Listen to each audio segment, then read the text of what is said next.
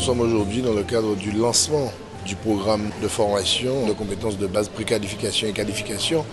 Donc des programmes que nous allons développer pour l'ensemble des bénéficiaires du RSA, puisque comme vous le savez, depuis 2012, le conseil départemental a l'entière responsabilité des RSA. Donc ça va depuis l'action sociale jusqu'à la mise en emploi. Ce programme de formation vise essentiellement à une montée en compétences de nos bénéficiaires du RSA pour leur permettre de retourner le plus rapidement possible sur le marché de l'emploi.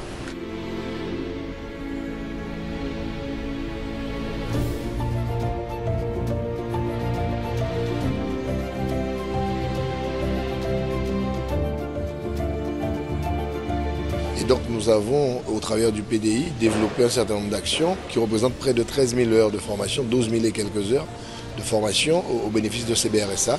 Donc aujourd'hui, avec les services du conseil départemental, mais également quelques centres de formation, nous allons présenter ce programme avec les administratifs, bien sûr, pour permettre à ces centres de formation de se positionner et puis à nos BRSA, dont nous avons la charge, de pouvoir commencer à s'orienter vers des schémas de formation ou de préqualification. Mais aussi, pourquoi pas aller vers la création d'entreprise et surtout s'insérer. Donc les formations qui sont mises en place, c'est l'occasion pour eux à la fois d'acquérir des compétences, d'acquérir une certification, de mettre un pied en l'étrier par le biais de périodes d'immersion en entreprise et, si possible, d'avoir des débouchés en termes d'emploi.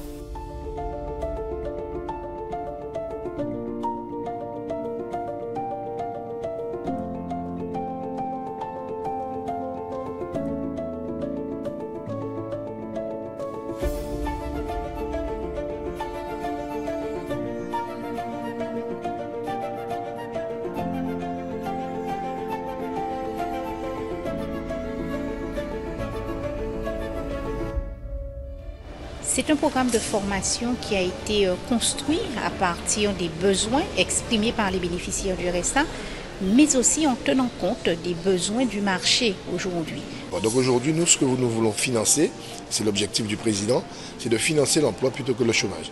Et c'est au travers des dispositifs comme Territoire zéro chômeur, comme des aides que nous sommes en train de préparer pour les entreprises lorsqu'ils pourront recruter un BRSA. Tout cela pour, comme je le dis, financer l'emploi plutôt que de financer le chômage.